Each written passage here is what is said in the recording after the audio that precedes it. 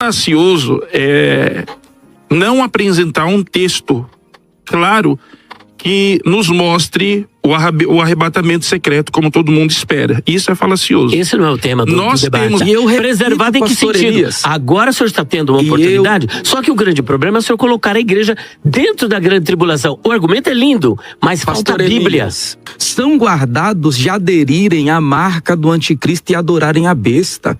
É isso que está escrito aí. Que Deus pode guardar Israel e não pode guardar a igreja. Eu creio que Deus pode tudo e ao mesmo tempo Deus não pode tudo. Apesar de ser o Pantocrator, o Deus Todo-Poderoso, Deus não pode tudo. Preservada. Só que o Apocalipse diz, não que a igreja, porque a igreja não passará pela grande tribulação, aqueles judeus e também gentios, se vai perseguir, vai matar e vai vencer, que preservação é essa? Primeiro ponto. A resposta você acha que morrer seria perder o anticristo? Não, isso... A morte física. Então nós cremos que a igreja, como um corpo espalhado por todo mundo, uma igreja militante, ela passa pela grande tribulação, mas só que ela passa sendo preservada. Vivendo aquilo que o apóstolo João diz em Apocalipse 3:10, que nós seremos guardados, nós seremos protegidos, preservados. Mas eu vou fazer... Vamos por uma questão lógica.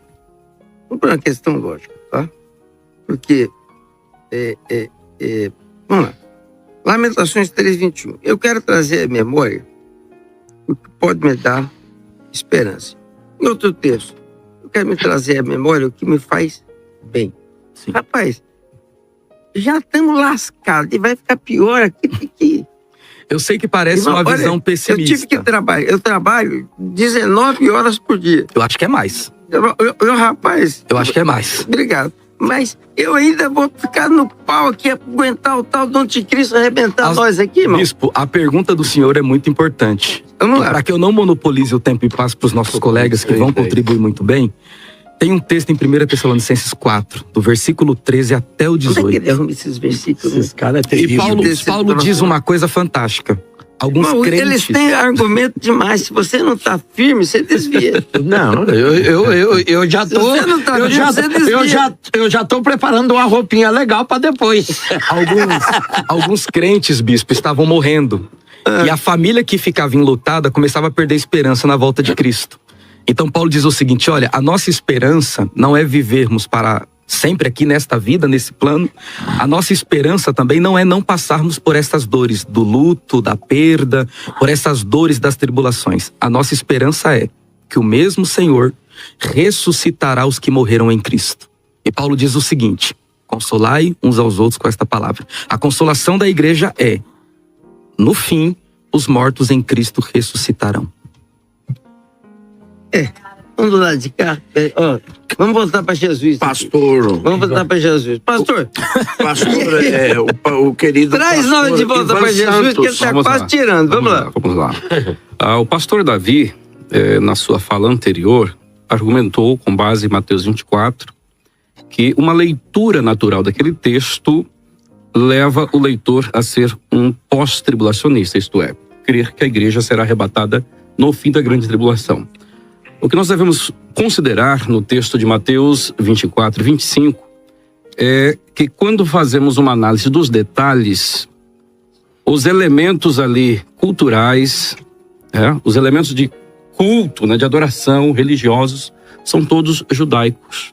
Então aqueles eleitos ali estão num contexto onde a profecia está direcionada primariamente para Israel. Nós não temos igreja em Mateus 24.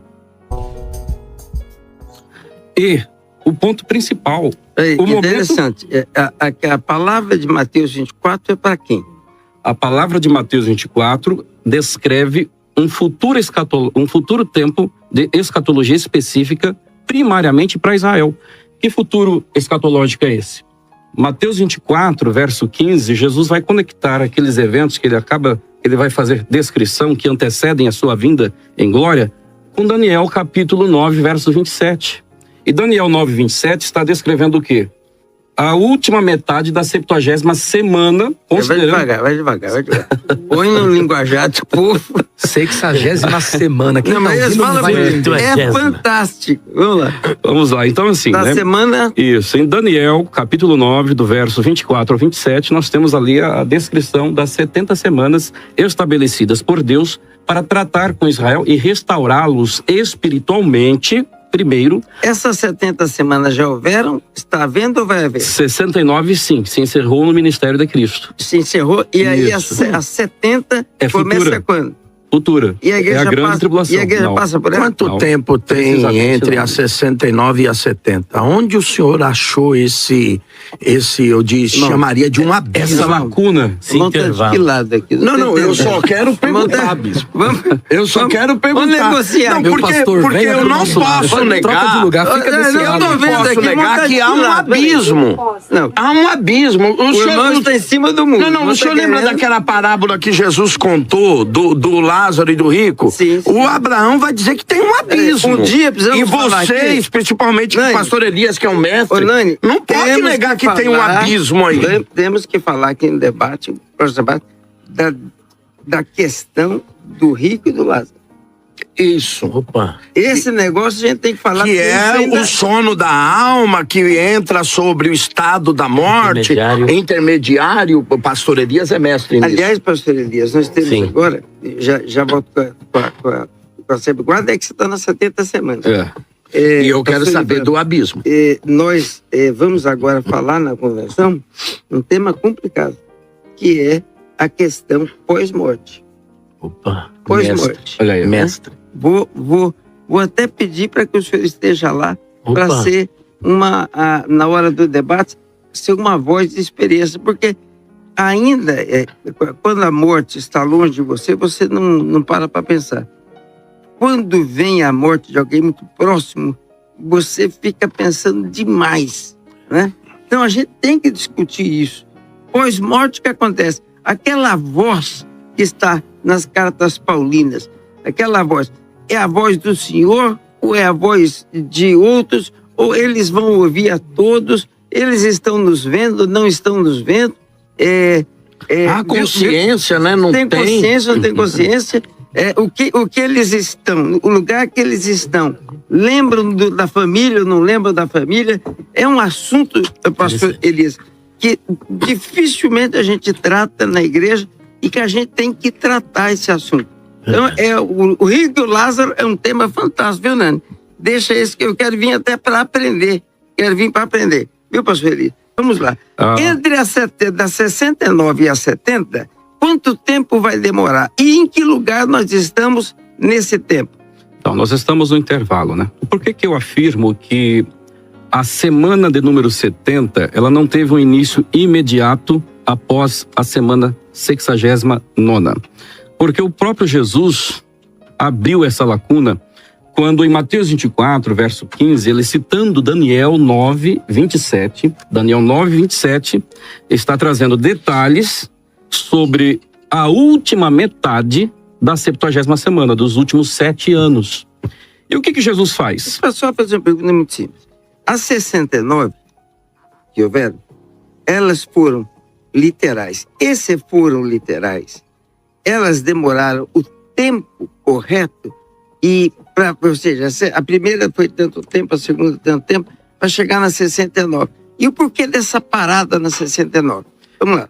Porque em Daniel, capítulo 9, versículo 26, o texto vai deixar claro que o Messias, o Senhor Jesus, seria cortado, e foi cortado, ele foi morto na cruz do Calvário depois da semana de número 69.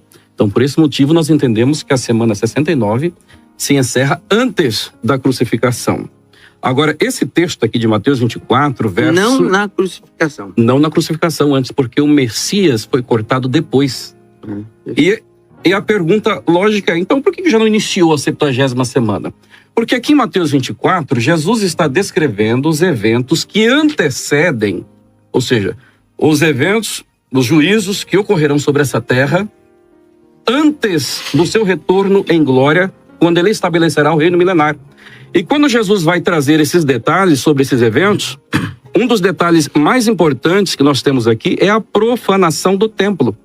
É por isso que Jesus cita aqui Daniel 9, 27. Pastor, o senhor permite só uma parte de uma pergunta? É o seguinte, para que essa interpretação do senhor se sustente em Mateus, o senhor está dizendo que o ele de Daniel 9 se refere a Jesus. Isso, ali nós temos... ele. Mas ali parece que há 5 pontos, é isso, Elias? Que parece 6. que ficam muito mais... que ele, para eles, seriam o anticristo. Exato. O anticristo de Daniel 9. Vamos lá. Mas parece que Jesus cumpriu tudo aquilo que está referente a esse ele. Como é que é? Vamos ler, só pra gente ver se é eu isso acho mesmo. que vale muito a pena. Porque eu acho que aí é que vai dar briga, viu, bispo? Porque toda a interpretação depende desse ele. Qual que é? Daniel 9? Vamos lá. 27, podemos ler? Vale muito a pena, antes da leitura, fazer uma ressalva. Que a profecia de Daniel, ela aparentemente, e alguns estudiosos Cicarelli entra na briga. que ela tem um duplo cumprimento.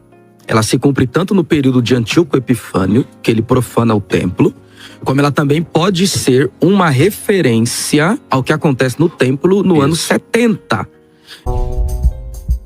Então, eu não consigo ver, analisando o texto bíblico de forma natural, uma divisão entre a 69ª e a semana de número 70. Essa é uma interpretação preterista. Exatamente. Ela nem sequer é pré-milenista, nem pós-tribulacionista. Conheço perfeitamente. Quando o senhor faz esse tipo de confissão, o senhor acaba defendendo o preterismo. Não. Essa, na verdade, é uma leitura natural do texto. A 70ª semana. A defesa, pois é, essa não é leitura... nem preterista, futurista, historicista. A defesa é a defesa bíblica. O que acontecerá na semana 70, 70ª? Vamos lá. O que acontecerá? Então, vamos lá.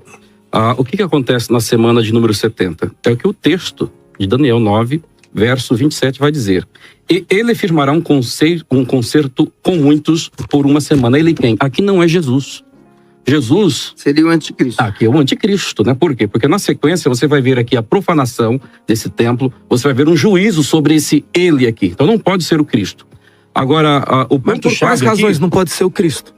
Pelos detalhes do texto. Então, mas lê os detalhes então, pra gente ver. Faça a leitura, porque o público jamais vai pensar que esse aí não é ele, se referindo a um ungido que é citado no verso anterior.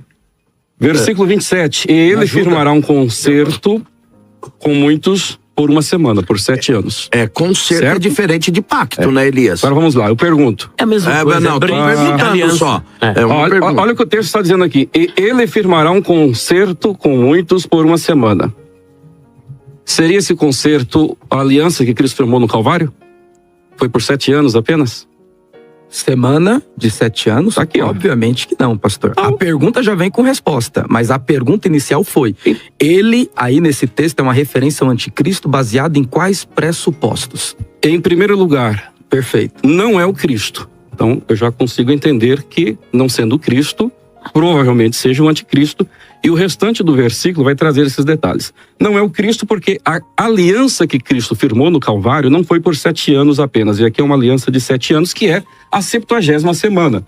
Agora vejamos a sequência do texto. E na metade da semana fará cessar o sacrifício e a oferta de manjares, e sobre a asa das abominações virá o assolador, e isto até a consumação, e o que está determinado será derramado sobre o assolador. Então, nós temos a explicação dentro do próprio versículo que esse ele que firma essa aliança por 7 anos, ele quebra a aliança na metade do período, ou seja, nos 3 anos e meio, e aqui... O que já não condiz com Jesus. Exatamente. Primeiro que a aliança dele é uma aliança eterna. Exatamente. Segundo, essa aliança de 7 anos é quebrada, o que fere totalmente o caráter imutável de Cristo.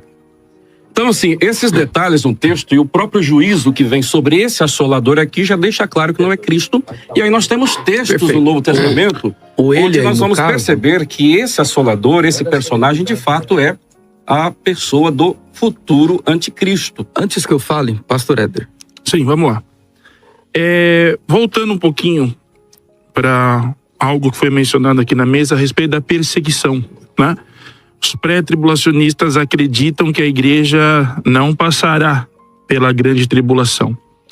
Mas é interessante quando nós olhamos as palavras de Jesus dentro do evangelho e também fora, né?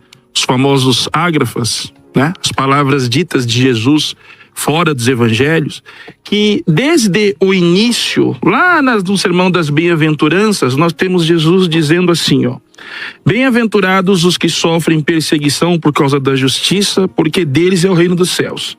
Bem-aventurados sois vós quando vos injuriarem, perseguirem e mentindo disserem todo o mal contra vós por minha causa. Exultai-vos e alegrai-vos, porque grande é o vosso galardão nos céus, porque assim perseguiram os profetas que foram antes de vós. Então, o que nós vemos aqui? Nós vemos que a perseguição, Davi, na vida do cristão e na vida da igreja é normal. É algo falado por Cristo desde o seu primeiro sermão oficial. Quando nós continuamos caminhando um pouquinho, eu quero ir com vocês lá para Mateus capítulo 10, versículo de número 28. Mateus capítulo 10, versículo e não temais os que 28, matam o corpo. que diz assim, acho lindo esse versículo. E não temais os que matam o corpo e não podem matar a alma. Temei antes aquele que pode fazer perecer no inferno, ou no Hades, né? A alma e o corpo.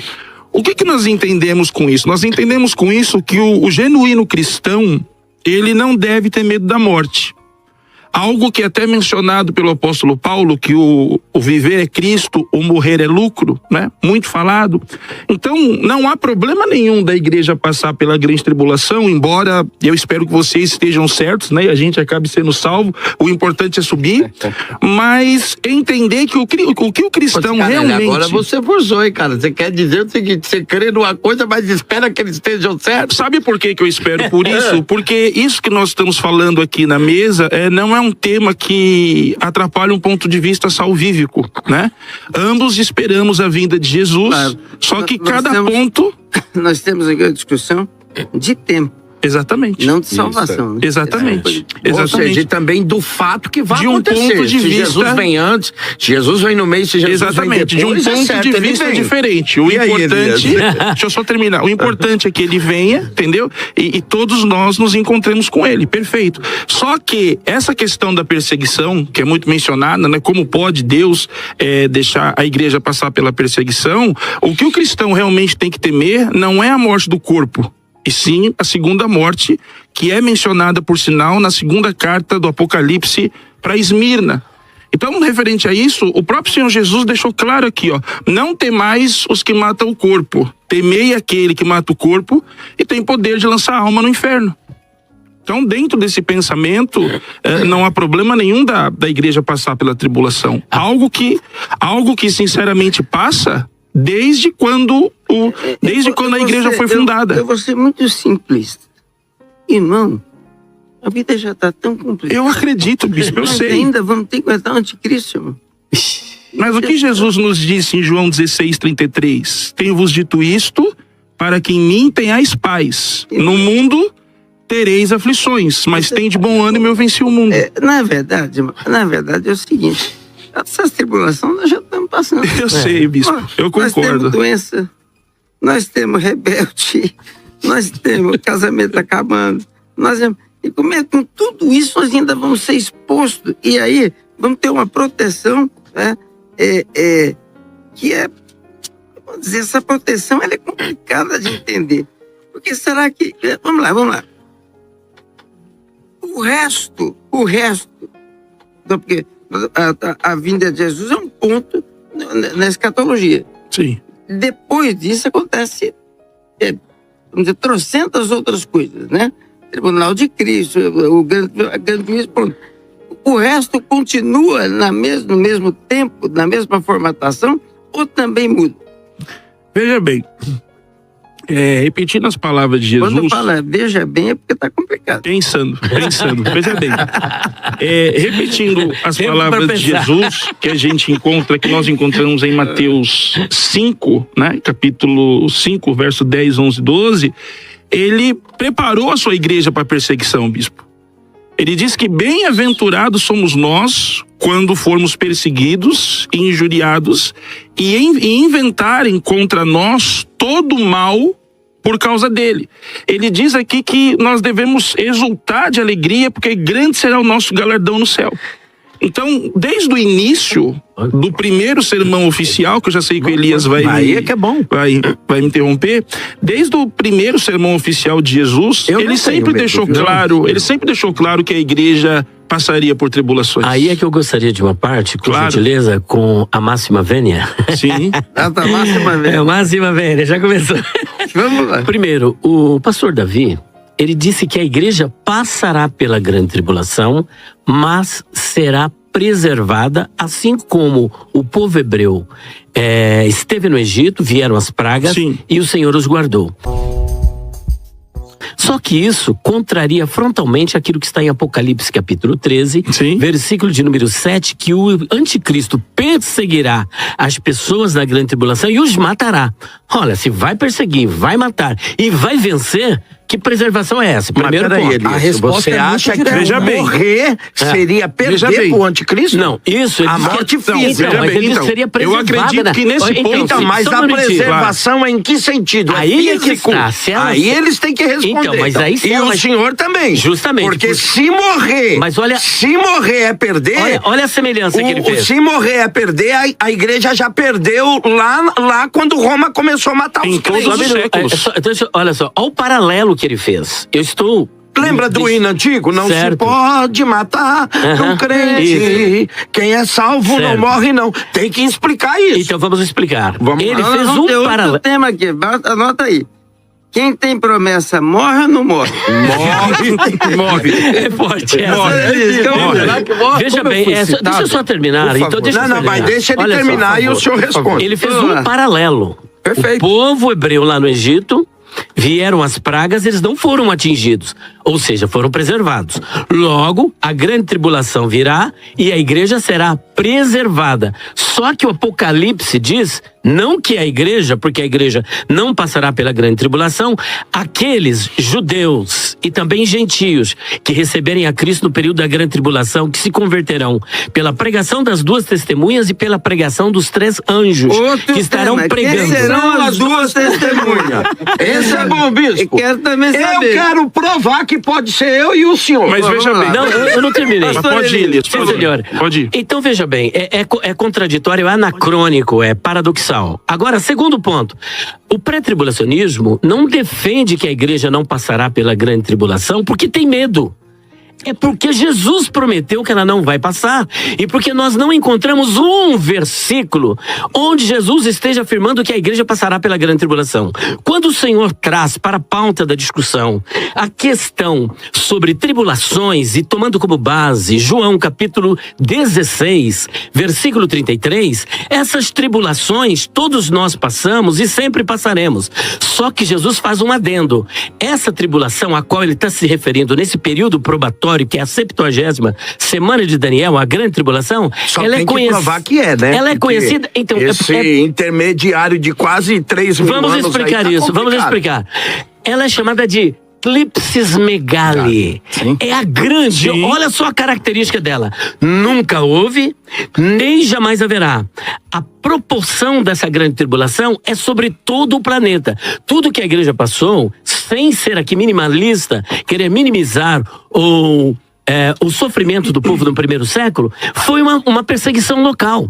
Esta será com grande intensidade e será universal. A igreja nunca passou e a igreja não passará. Portanto, é um argumento falacioso querer associar as tribulações do dia a dia com a Eclipsis Megali, que é a grande tribulação. Vamos lá. Só uma pergunta e sem rodeio, Elias. Tá certo, que você rodeou, mas não respondeu a primeira. Qual é a primeira? Vou dizer a verdade. A primeira pergunta é o seguinte: o morrer está muito nervoso. O meu remédio. Vamos lá. Ainda bem que o senhor veio. Espera aí, Marco. Traz aqui. Aqui, por favor. É o meu remédio. Aqui quem está do lado de lá, nós demos isso aqui, um presente que nós demos para o pastor Calixto. Uma caneca de Rivotril. Obrigado. Vamos lá. Deixa eu tomar um gole aqui. Vamos voltar. Primeiro, mas Elias, a primeira pergunta é: morrer é sinal de perda pro anticristo? Porque aí a igreja já perdeu há 2000 anos atrás. Pronto, é a primeira pergunta. Eles também têm que explicar essa morte. A segunda pergunta é, o senhor está dizendo que não vê condições da igreja ser guardada. A pergunta é, aquela mulher de Apocalipse 12, a pergunta pro senhor, ela não foi guardada? Ela foi guardada, a própria natureza se envolve dizendo que abriu a terra e ela engole a água que vem da serpente para engolir aquela mulher. Se Deus tem poder de guardar a mulher que o senhor acredita que é Israel, é isso? Israel, justamente. Israel. Se Deus tem poder para guardar Israel, por que ele não tem poder para guardar a igreja? Então, acontece que primeiro precisa ficar provado que a igreja estará na grande tribulação. Esse é o ponto. Essa não é a mulher. Elias, não pode dar pergunta. Não, eu não estou fugindo. Não, você está fugindo. É que eu estou dizendo, primeiro tem que me provar que ela está lá. Não, eu estou nessa hipótese que ela está lá. Eu quero saber qual que é, por que Deus pode guardar Israel e não pode guardar a igreja. Eu creio que Deus pode tudo e ao mesmo tempo Deus não pode tudo. Apesar de ser o Pantocrator, o Deus Todo-Poderoso, Deus não pode tudo. Não pode Esse mentir. É um engano. Ele não pode mentir, não pode deixar de ser Deus. E não pode fazer nada que seja incongruente com a sua com a sua própria natureza. Justamente. Não pode fazer nada que seja absurdo. Ele é terrível. E o que é absurdo? O absurdo é colocar a igreja dentro da grande tribulação e querer que Jesus guarde essa igreja. Outra pergunta, o pastor Davi respondeu. Ele não pode. Peraí, como eu fui citado, eu queria que o senhor repetisse isso. Porque isso o absurdo seria... O absurdo seria colocar a igreja no período da grande tribulação e Deus ter que guardá-la. Que intuito colocar a igreja? Essa é que eu fico perguntando. Não tem sentido. É totalmente anacrônico, é paradoxal, é absurdo. Por isso não pode colocar isso na conta do Senhor Jesus Cristo. Ele nunca prometeu, nunca disse, e não tem um versículo na Bíblia dizendo como eu fui citado, eu gostaria da resolver. Vamos lá. Pastor Davi, eu creio que você vai responder em cima disso. Tem que ser demonstrado pelo pós-tribulacionista algum texto que aponte a igreja durante a grande tribulação e precisamente um texto que demonstre a igreja sendo arrebatada no fim da grande tribulação. Pronto. Aí eu creio que o pós-tribulacionismo... Foram inúmeras perguntas, nós vamos dividir. Só essas duas já tá bom. Perfeito. Mas eu vou responder primeiramente a que eu fui citado. Quando eu fiz uma analogia entre a proteção que os hebreus tiveram no Egito e a proteção que a igreja terá durante a grande tribulação. Se uma pessoa passando por perseguição morre, e nós considerarmos que ela não foi guardada suficientemente, nós temos que falar que a igreja, primeiro, na Coreia do Norte não é guardada, na Somália não é guardada, no Iêmen não é guardada, na Líbia não é guardada, no Sudão não é guardada, na Eritreia não é guardada, na Nigéria não é guardada, no Paquistão não é guardada, no Irã não é guardada, no Afeganistão não é guardada. Guarda. Aí é o Atlas. Independente de tempo. Aí é Atlas. Aí é Atlas. Sabe o nome de tudo quanto é país. Aí é terrível. Essa é a famosa janela 1040. Deixa ele, tem que responder, né?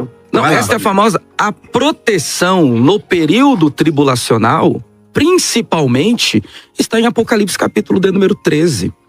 Aqueles que têm o nome escritos no livro da vida do Cordeiro, esses são guardados de aderirem à marca do anticristo e adorarem a besta. É isso que está escrito aí, que eles não adorarão. Temos que ter em mente que qualquer pessoa que se converte a Cristo passa a ser o quê? O senhor precisaria ter explicado isso, porque o senhor deixou um vago, dizendo que a igreja passará pela grande tribulação e será preservada. E eu repito, preservada em que sentido? Elias, agora o senhor está tendo uma oportunidade, só que o grande problema é o senhor colocar a igreja dentro da grande tribulação. O argumento é lindo, mas falta a Bíblia. Pastor Elias, mais uma vez, qualquer grupo que se converta a Cristo é igreja. No período da grande tribulação? Qualquer grupo, em qualquer período de tempo, que se converta a Cristo é igreja. Os salvos durante o Antigo Testamento eram igreja? Os salvos durante o Antigo Testamento aguardavam e tinham a expectativa mas eles eram de um igreja ou não? que viria. Eram igreja ou não? Tipologicamente, citando um pré-tribulacionista.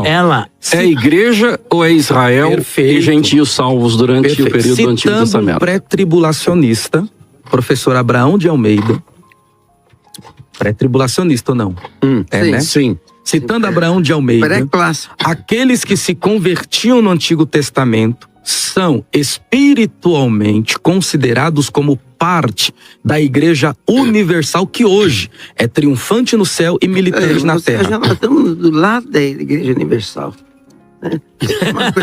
Me perdoa. Então, a Igreja Corpo de Cristo. Pastor Davi, a Igreja Corpo de Cristo. Vamos fazer, isso mesmo. Vamos fazer propaganda para o Universal aqui do lado do Templo de Salomão. Eu não estou brincando. Meu maior respeito aos irmãos da igreja. Nunca vou me esquecer. Tiveram 10 bispos. 10 bispos foram enviados pelo Bispo Macedo para participarem do culto do culto fúnebre. Daquele. Então, eu vou ficar eternamente grato ao pessoal do Universal, que demonstrou grandeza num momento tão difícil. Vamos lá, continue. Ô Elias, só uma pergunta aqui que eu vou passar para o Cicarelli, o bispo permitir, logicamente, bispo. Mas só para você, Elias, o seguinte, é uma pergunta, tá? Existem 2 igrejas fiéis no Apocalipse, sim ou não? Sim. Uma é fiel por natureza, que é Filadélfia. A outra se torna fiel através do sofrimento. É nítido isso, que é a igreja de Esmirna. Ponto. Se o senhor está dizendo que a igreja não passa pela grande tribulação, em que parte da história está a igreja de Esmirna? Bom, primeiro, eu não sou historicista. A minha interpretação apocalíptica não é historicista, mas ela é futurista. Ok. Então eu não faço esse tipo de assimilação de períodos das 7 igrejas com a contemporaneidade. Certo. Agora, a tribulação que está descrita ali para a igreja de Esmirna, ela tem uma característica totalmente diferente da igreja de Filadélfia, no capítulo 3, versículo 10. Capítulo 3, 10 diz o seguinte: como guardaste a palavra da minha paciência, também eu te guardarei da hora. Não é na hora, nem na tribulação e nem dentro, mas da hora. Da hora do que, pastor Elias? Da hora da tribulação. Porque a palavra tribulação, ora ela aparece como angústia, ora aparece como aflição, ora aparece como tribulação, e esses são termos intercambiáveis para se referir a um mesmo evento probatório descrito por Daniel no capítulo 9, 24 até o versículo de número 27, e depois referendado pelo Senhor Jesus Cristo em Mateus capítulo 24, versículos 15 até o versículo 21. E só concluindo aqui, eu também te guardarei da hora da tentação que há de vir, não é sobre a igreja lá, mas sobre todo o mundo. Então veja que aqui ele generaliza para tentar os que habitam na terra. Quando eu faço esse tipo de leitura, e aí os textos paralelos que a boa teologia exegética... Mas o senhor leu o texto de Filadélfia, o senhor não leu o texto de Esmirna. Sim, mas eu não precisei ler, porque eu já o descrevi que ele não é universal. Aquela aflição é para aquela igreja local. Aqui é universal. Agora, só fazendo a conexão, quando eu leio esse 3:10, mas eu estou respondendo. Deixa olha ele aqui, responder. olha. Quando eu leio, por exemplo, Mateus capítulo 24, versículo 21, está escrito assim, porque haverá então grande aflição, tlipsis megali, como nunca houve, desde o princípio do mundo até agora, nem tampouco jamais haverá. Isso está em conexão com Daniel, capítulo 12, versículo de número 1, Daniel, Isaías capítulo 27, versículo 12 e 13. Então, aqui nós temos uma grande diferença. Mas isso está conectado com Apocalipse 3:10? O quê? Esses textos que o senhor acabou de Claro citar? que estão. Como? É a mesma grande tribulação. Isso é um recorte. Em um não, texto espera um está pouquinho, tentação espera um e em pouquinho. outro Isso grande é um tribulação e ele conectou. Justamente. Veja bem que a tentação... Pastor Ivan, o senhor é formado em grego. O senhor perguntou pra mim? Lexicalmente, são as mesmas palavras? O senhor perguntou pra mim? Não são as mesmas, mas o conceito é basicamente É o mesmo, o conceito. É o mesmo. Meu Deus! Inclusive, esses termos são usados de forma intercambiáveis. Entendeu? Vai Por lá, favor, E me o dá a ponto-chave xícara. aqui... Sou eu agora. Olha lá, só pra terminar. E o ponto-chave em Calixto, 3:10... Vai lá, Cicarelli. Vamos lá. Pastor Emerson, para falar aqui, eu confesso que ele vai ter dificuldade. Vamos lá. Respeitosamente, pastor Elias Soares, falacioso é não apresentar um texto claro que nos mostre o arrebatamento secreto, como todo mundo espera. Isso é falacioso. Esse não é o tema do debate. Nós temos aqui 3 textos que apresentam que todo olho verá a pessoa do Senhor Jesus, ok? Nós temos Apocalipse capítulo 1, verso 7, nós temos Mateus capítulo de número 24 e nós temos também em Tessalonicenses, deixa eu ver aqui, Tessalonicenses 4:13. A grande questão apresentada aqui, aonde o Senhor falou a respeito da perseguição, é que o movimento pós-tribulacionista, não vocês, o movimento pós-tribulacionista tende a fazer que o que está escrito sobre a hora da provação em Filadélfia seja algo utilizado para o pré-tribulacionismo. Mas quando nós lemos a carta de Esmirna, por exemplo, que diz assim, ó, nada temas das coisas que hás de padecer. Eis que o diabo lançará alguns de vós na prisão para que sejais tentados. E tereis uma tribulação de 10 dias. Ser fiel até a morte, dar-te-ei a coroa da vida. A grande pergunta que eu quero deixar para todos, e quero que os ouvintes, internautas também prestem atenção, é: qual é o maior prêmio para a vida do cristão? Não é a salvação? Sem dúvida. Não é estar com Jesus, independente do modo que seja, da forma que seja, não é estar com Jesus.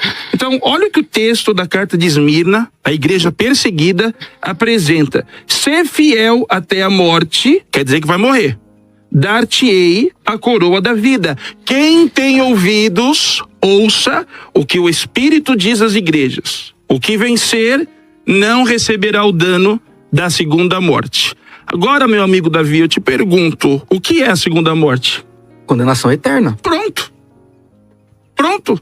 Aqui eu acredito que é a melhor resposta que se pode apresentar para os argumentos dos senhores. E o que isso tem a ver com a grande tribulação? O que isso tem a ver com a grande tribulação?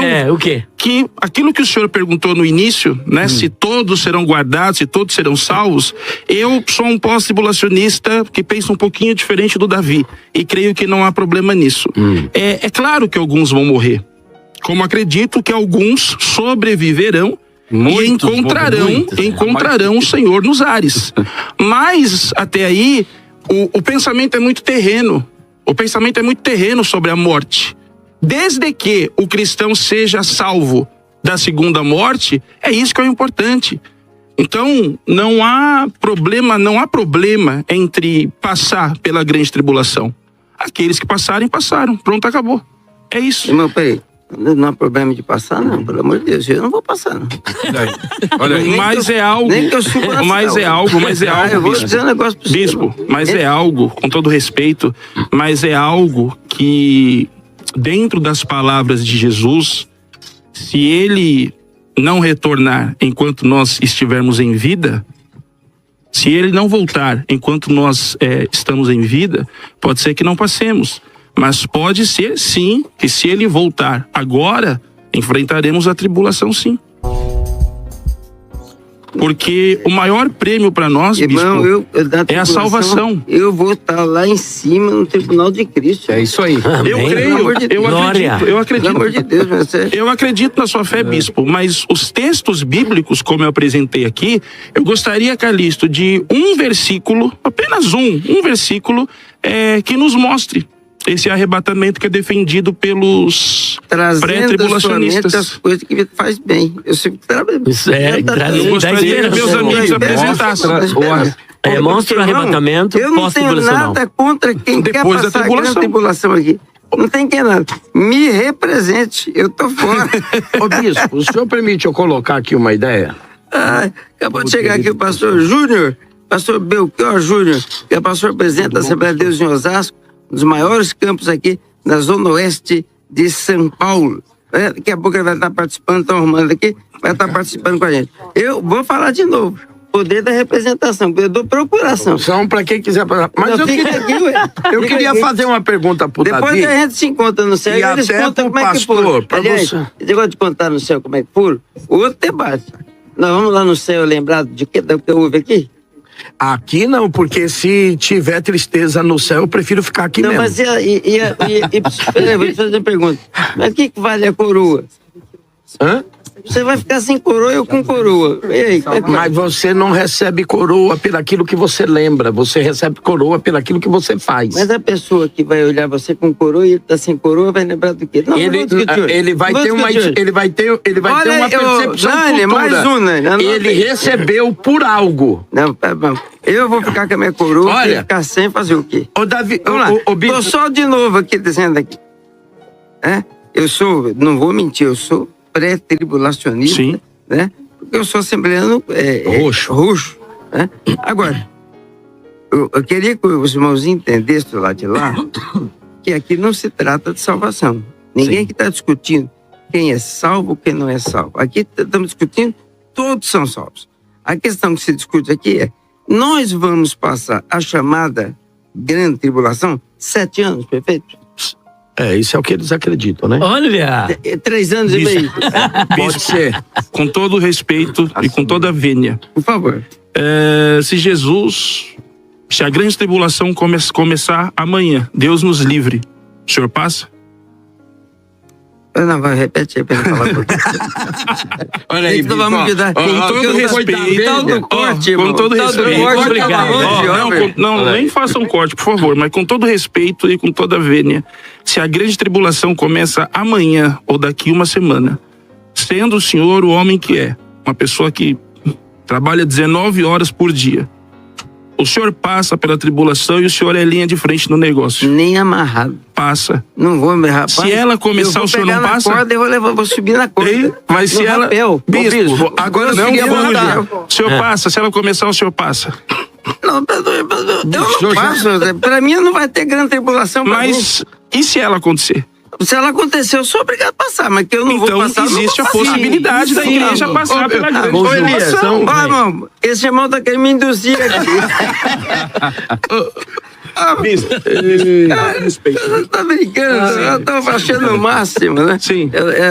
Um momento aqui de muita alegria. Pastor Júnior, e aí? Passamos ou não passamos essa tribulação aqui? Passamos no céu, bispo. Olha aí, mais um. Pronto, agora tá desigual agora. Agora ficou 4 contra 3. Ô, Bispo Samuel, eu queria colocar aqui, até pro Elias, porque se o Elias defender isso, eu queria saber o seguinte, Elias. Existe uma grande questão que os nossos irmãos que são mais dessa linha defendem aquela questão que eu estou procurando na Bíblia até hoje, mas tudo bem. A questão do texto descritivo e o texto normativo, né? Uhum. Essa briga normativo e descritivo, isso serve, isso não serve, isso não pode ser tido como doutrina e tal. Eu li que toda a escritura é divinamente inspirada e serve é apta para ensinar. Eu nunca li que é texto descritivo ou normativo ou coisa desse tipo. Mas beleza, dado a isso, parece que o próprio Jesus teve seu momento de sofrimento. Ele recebeu ouro, incenso e mirra. A mirra, símbolo do sofrimento. A igreja de Esmirna, mirra, né? Transliterado mirra, é a igreja que sofre. A noiva em Cantares, o vestido dela, um dos cheiros dele é a mirra, o sofrimento. A mocinha que casa com Isaac, atravessa o deserto, é queimada de sol. Queimada de sol. Ela só. Telefonema? Dá vivo. Dá vivo. É o demônio essa vivo. Esse é o Satanás vivo. É o diabo mesmo. É o dia inteiro ligando pra mim. É incrível, rapaz. Como é que pode? Mirra. Aí, Elias, eu queria perguntar pra vocês. Parece que esse cheiro de sofrimento, diz que é até suave a Deus. Tiago vai escrever que aprove a Deus santificar os crentes através do sofrimento. E aí você exila a igreja de qualquer sofrimento pós-tribulacional, né? Vou dizer assim, que eu sei que o senhor acredita numa igreja que sofre, lógico, a gente tá sofrendo. Como é que você vê isso? Não fica estranho dizer que uma igreja que não sofre, que uma igreja que, se o próprio Cristo não foi preservado do sofrimento, a noiva dele vai ser? Olha, a alegoria, ela é muito linda, muito bonita. Não é alegoria não, é texto bíblico. Mas conectar não vem isso... com essa história não, Elias. Conectar não é alegoria isso... não. É texto bíblico. Com sinceridade. O pastor Calixto é PSDBista. PSDB é aquele negócio que fica em cima do muro e fica caindo pra lá, cai pra cá. Caindo pra cá. Não entendo nada, irmão. Não sei de que lado que esse homem tá aqui. Centro, né? O famoso centro. É o centro, o muro. O centrão. Bora. A grande Não, é questão... só uma pergunta, depois eu sei também, viu, Cicarelli? Venha. Olha, a grande questão é a seguinte: a igreja não tem medo. O pré-tribulacionista não tem medo do sofrimento, não tem medo de passar por tribulações. É uma marca da igreja. A igreja, ela sofre. O Senhor Jesus era homem de sofrimento e experimentado, de dor experimentado nos trabalhos. Mas com isso, nós não podemos usar esse argumento para poder comprovar que a igreja estará Então no período da grande tribulação. você também acredita no texto descritivo e normativo? Não, existe texto descritivo, mas existe Romanos 15:4. Tudo que dantes foi escrito para o nosso ensino foi escrito. Ok. Para que pela paciência e consolação das escrituras tenhamos esperança. A grande questão que não quer calar é: onde na Bíblia está escrito que a igreja passará pela grande tribulação? É isso. Falta um texto dos pós-tribulacionistas. Capítulo 24, não, isso é uma interpretação, 29. mas ali não está dizendo. Não, eu posso ler agora. Jesus, ele voltará e o pré-tribulacionista também acredita naquele texto. Claro. Que Jesus voltará em glória depois da grande remendos, tribulação, né? reunirá os seus escolhidos, só que ele volta com a igreja. Ó, sabe onde está escrito isso? Apocalipse capítulo 19, versículos de número 11 a 14. Coloca arrebatamento da igreja ali. O pastor Emerson disse que é com remendos, né? A nossa perspectiva. E ali é o O pensamento Mas veja bem, pré-tribulacionista, Mateus respeitosamente, 24, especificamente do 29 ao 31, descreve a segunda vinda de Cristo em glória. Qual é o objetivo daquela vinda? Onde ele vem? O capítulo 25, verso 31, é o desfecho final de todo o sermão escatológico. Jesus retornará no fim da tribulação, não é para arrebatar ninguém. Não existe qualquer indício de arrebatamento em Mateus 24, do verso 29 em diante, ou Apocalipse, capítulo 19, do verso 11 em diante. Jesus está retornando à terra para estabelecer o reino milenial. Pois bem, se Jesus arrebata a igreja, como insistem os pós-tribulacionistas, Deixa eu tomar um pouquinho. no momento do segundo advento, quem são os israelitas? E nós temos tantas profecias no Antigo Testamento. Os israelitas salvos, sobreviventes da tribulação, que entram no milênio se a igreja acabou de ser arrebatada. É que o senhor põe então, o senhor põe Israel então em um local de exclusividade? Não é eu. É um povo eleito, é a Bíblia. Mas o senhor também não é eleito? Mas eles Eu também não sou eleito? Só que a nossa eleição, existem 3 tipos de eleições. Tá entendendo? A eleição de Israel de forma instrumental, com um propósito. Ok. E existe a nossa... Que essa pergunta eu fiz pro Rabino. Essa da Israel já falhou. Nessa da Israel falhou, porque foi chamado para ser luz do mundo. Mas e não deixaram de ser o povo de Deus? Mas já falhou. Romanos capítulo 11, versículos 25 e 27... Põe ponto final nisso aí. Acho que o pastor Davi quer responder, né? Na verdade, fazer uma pergunta. Quem são esses salvos no fim da tribulação que entram no reino milenar? Ô, Davi, me mostra um texto aí que a igreja passa ou não passa, viu? Agora? O pessoal aqui da esquerda tá só batendo. Vamos ver o pessoal da direita aqui. Na verdade, o pessoal da direita aqui da igreja é da esquerda. Nós precisamos de uma resposta. Vamos ver, pastor Davi e pastor Emerson. Vamos lá. Quem são os salvos dentre israelitas e gentios que entram no reino milenar que Jesus vai implantar nessa terra? Já colocando que ele botou Israel num pedestral. Pronto. A minha resposta será a mesma de minutos atrás. Em todos os períodos pós-cruz, qualquer pessoa que confesse Cristo como Salvador é a igreja. Pois bem, durante o milênio, quem que entra durante esse período do milênio? Confessou Jesus como Salvador? É durante o período tribulacional? É igreja. Certo. E arrebatado no momento da segunda vinda? Igreja. E quem são os salvos vivos em corpos naturais para entrar no milênio? Confessou Jesus como Salvador? Igreja. Se a igreja acabou de ser arrebatada no momento do segundo advento, não sobra salvos vivos para entrar no milênio. Lembrar. Como não? Quem são? Cadê o texto? Como não? A igreja que é arrebatada é também a igreja que reina no milênio. Mas ela é arrebatada com um corpo Ela vai reinar sobre quem? Sobre quem que ela reina? E aonde está que a igreja reinará sobre? Obviamente que há textos que dizem isso. Entretanto, esses textos carecem de interpretação correta. A pergunta é simples. Pois nós colocamos, vocês pré-tribulacionistas colocam em um milênio que haverá salvos com corpos glorificados e ímpios com corpos naturais. Salvos com corpos naturais. Olha o texto aqui, pessoal. Mateus capítulo 25, verso 31. E quando o Filho do Homem vier na sua glória, e todos os santos anjos com ele, então se assentará no trono da sua glória. E todas as nações serão reunidas. Aqui nós temos o julgamento das nações, quando Jesus retornar no fim da tribulação. O senhor consegue concluir a perícope que o senhor está lendo? Sim, com certeza. Como é que diz? É a perícope que resolve toda essa questão. Perfeito. Justamente. E favorece o pré-tribulacionismo. E aqui eu vejo uma pedra no sapato enorme do pós-tribulacionismo, né? E todas as nações serão reunidas diante dele, apartarão um dos outros, como o pastor aparta os bodes das ovelhas. E porá as ovelhas à direita, os bodes à esquerda. Então dirá o rei aos que estiverem à sua direita: vinde, benditos do Pai, possuir por herança todos o reino. Salvos, concordamos? Oi? Todos salvos, concordamos? Que não tem a ver com a igreja isso aqui. Veja bem. Aqui não tem nada a ver. Então tem salvo sem ser Salvos igreja. no período da grande tribulação. Meu Deus. E Agora judeus. você Sem confessar Cristo como Salvador. Mas quem disse que não iria confessar? Só um minutinho. Pastor, é uma Sem pergunta ser só. igreja. Ó, no período da grande tribulação, 2 testemunhas estarão pregando. Vocês concordam? Sim ou não? Tá escrito? Sim, tá escrito. 3 anjos estarão pregando. Sim? Tá escrito? Pois é, eles estarão pregando para quê? Uma vez que é o evangelho eterno.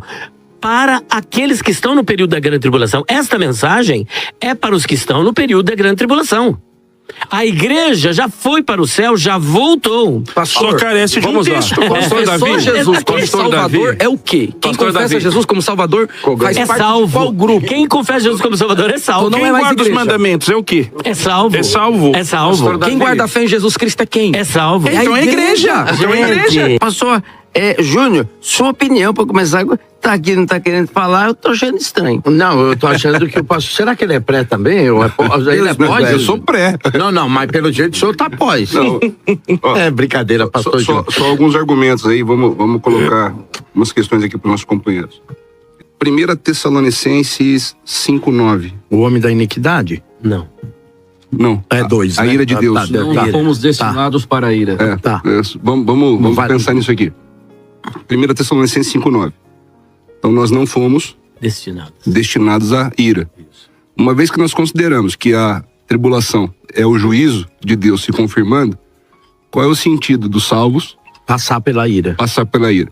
Segundo, nós não estaríamos, sempre lembrando, né, meu primeiro debate aqui com vocês, agradecer muito ao bispo por me permitir estar aqui, a gente Convidado debate... é vir todo dia. Muito obrigado, bispo. Debatemos ideias, né, não pessoas, Amém. mas qual é o E argumento? não necessariamente, pastor Júnior, ele está dizendo, firmar uma ideia. Sim, sim. Né? A gente não pretende no debate falar assim, olha, isso é que a gente pensa. É trazer luz a um assunto que tem que ser perfeito. discutido. Eu acredito muito nisso, bispo. Eu acho que a teologia dos nossos pais ajudou a gente a chegar aqui, mas essa questão de, é Armínio total, é Calvino total, eu acho isso muito complexo, uma vez que hoje nós temos uma gama muito maior de compreensão, temos muito mais acesso, né? Até de material, né, Eu pastor não Júnior, que a sou, gente eu não sou tão tinha. saudosista, mas quando a gente começa a estudar lá atrás, para conseguir um livro bom dava um trabalho enorme. né? Verdade. Era muito complexo. Você muito conseguir um verdade, texto isso aí. original era muito difícil. Era verdade. E hoje, Tem mais algumas facilidade. teclas aí você já acha muito material, né? Entre nós existem muitos grupos aí de pastores que a gente compartilha material e tudo mais. Então, isso facilitou. Então, eu penso que não é agredir os nossos pais teólogos aí, nos ajudaram a chegar aqui. Mas esse radicalismo é muito complexo, né? Eu acho que a gente não tá nem para Apolo, nem para Apolo, nem para Paulo, nem para Pedro, né? A gente é de Cristo. E temos que entender isso. Mas eu defendendo essa tese de Tessalonicenses, se nós não fomos destinados à ira, uma vez que o sangue de Jesus é o suficiente para remir os pecados, não faria sentido, na minha ótica de interpretação, nós passarmos por mais uma tribulação, excetuando aqueles que ficaram e podem sim encontrar Jesus, inclusive vão ajudar na pregação do arrependimento, e eventualmente aqueles que nascerem nesse caminho. Nesse período. Mas eu não vejo sentido para nós ficarmos aqui. Só para jogar na mesa a gente pensar, Noé foi livre antes do dilúvio, porque Deus preparou a arca. Quando o dilúvio chega, ele já está na arca. Então ele é protegido. Concorda? Protegido de... Aí é o que eu disse para Elias, ele não morre no dilúvio, mas passa pelo dilúvio. Não, mas Noé não tomou nenhuma gota d'água. Mas passou o processo. É só dizer aqui uma coisa. Quando o pastor Calixto pensa para responder, porque foi pego. Ele falou, quer dizer, a casa caiu. O bispo, quando veio, acaba com a minha vida. A pergunta do pastor Júnior, repete, pastor Júnior. Eu gostei do dele, que ele ficou na dúvida aqui. Do Noé. Uma das teses é, Noé, ele foi protegido antes do dilúvio. Ele trabalha 100 anos confeccionando a arca. Ok, correto. Ele entra e Deus sela a porta. Okay. É só depois que ele tá selado que cai a água. Glória. E ele só sai da arca quando a água termina. Mas ele passa ele atravessa o processo. Ele atravessa protegido totalmente, sem que haja qualquer inferência sobre tudo ele. Bem, mas vamos Eu seguir. gostaria de responder o reverendo Belchior. Deixa eu só gostaria de falar. Então, mas Noé sai da arca dentro de um processo de sequência da humanidade. Considerando a igreja, nós não temos mais para onde ir depois da vinda de Jesus, senão para o céu. Então não faz sentido nós continuarmos um pós-tribulação para quê? Reverendo Belchior, só um momento aqui. O senhor falou a respeito da ira, que a ira seria a tribulação, a grande tribulação, a ira de Deus. É uma tese, né? É uma tese, perfeito. Vamos lá. Olha só o que diz Apocalipse 1, 14, do 9 ao 10. Se alguém adorar a besta e sua imagem e receber o sinal da sua fronte ou na sua mão, também este beberá do vinho da ira de Deus, que se deitou, não misturado, no cálice da sua ira, e será atormentado com fogo e enxofre diante dos santos anjos e diante do Cordeiro. Acho que não é capítulo 1, é capítulo 14. 14. Então, mas aí tem gente que não recebe. Não, perfeito, veja bem. O que esse verso que eu acabei de ler faz menção? Aquilo que nós lemos na carta de Esmina: ao que vencer, não se permitirá que ele receba a segunda morte. Então, para nós tribulacionistas, a ira, não sei se o Davi pensa igual, a ira de Deus não são os 7 anos que os pré-tribulacionistas falam, mas sim a condenação final, a segunda morte. Por quê? Porque a segunda morte, a ira de Deus será eterna. Todos aqui acreditam que aqueles que forem lançados no lago de fogo e enxofre sofrerão eternamente? Aí é um segundo Sim, todos acreditam. Aí nós vamos convidar John Stott pro debate também. Aí vamos ter que fazer outro debate. Não, é rápido. É por isso que eu tô dizendo que a gente vai convidar. Eu não quero me estender. É rápido, olha só, bispo. Olha só. Todos aqui na mesa acreditam que o tormento no lago de fogo e enxofre será eternamente. Eu não sei se vai ser eterno, não. Mas que é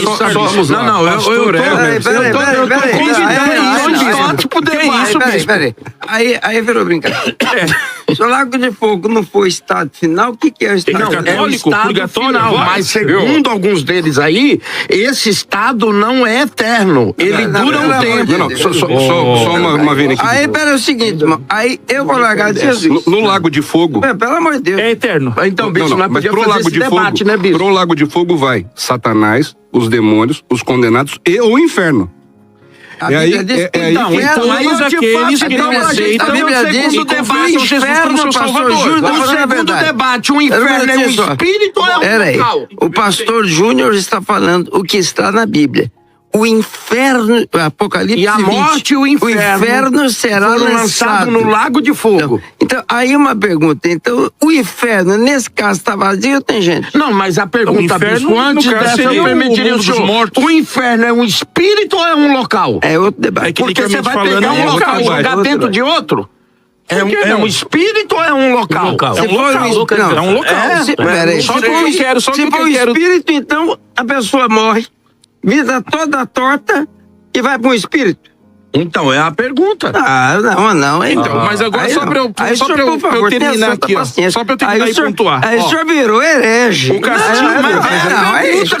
Reverendo Belchior, olha só. Porque você lê, o inferno e a morte foram lançados no lago. Vamos continuar ouvindo o pastor. A morte é o quê?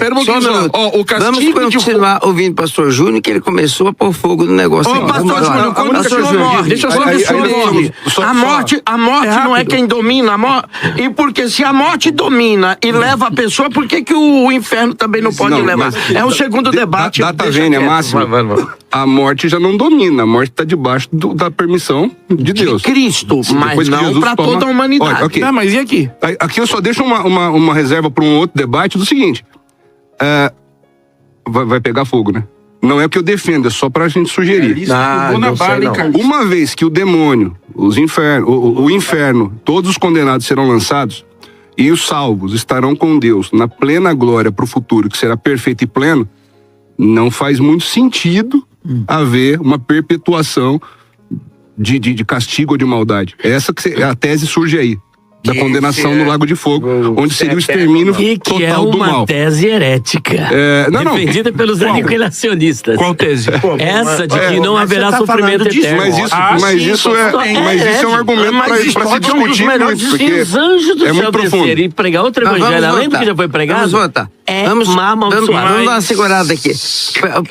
Pastor Ivan não está falando nada. Por favor, pastor Ivan. Quero ouvi-lo. E com muita vontade de falar, mas vamos lá. Fale, pastor Ivan. Eu entendi aí, né, pela fala do pastor Emerson, e foi confirmado pelo pastor Davi, de que aquela ira se refere especificamente... A segunda morte. A segunda morte, a condenação eterna. Sendo assim, o período tribulacional em si não é a ira, não é isso? Sim. Olha só o que nós temos aqui em Apocalipse 15, versículo 1. E vi outro grande e admirável sinal no céu. 7 anjos que tinham as 7 últimas pragas, porque nelas é consumada a ira de Deus. Ou seja... Perfeito, temos duas iras, então. Então, nós temos a ira que será derramada no Lago de Fogo, condenação eterna, e todo o período tribulacional de 7 anos também é denominado de ira. E aí se encaixa no que o nosso pastor ali citou em 1 Tessalonicenses 5:9. De que ira é que Paulo está dizendo ali que nós não fomos destinados?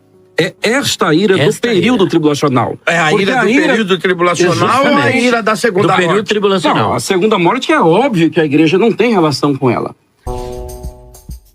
Então, veja bem, foi dito aqui que o período tribulacional não é ira. E o texto de Apocalipse 15, verso 1, deixa claro. E detalhe... Foi ele que falou que não é ira? E você confirmou na hora de eu falei que não pula pra trás. É só voltar. Eu apresentei que a ira que nós somos livrados, a ira que nós somos livrados é a ira final da segunda morte. Por isso que foi dito. Porque eu também ouvi. A ira que nós somos livrados é a ira da segunda morte. Exatamente. Só para me fechar.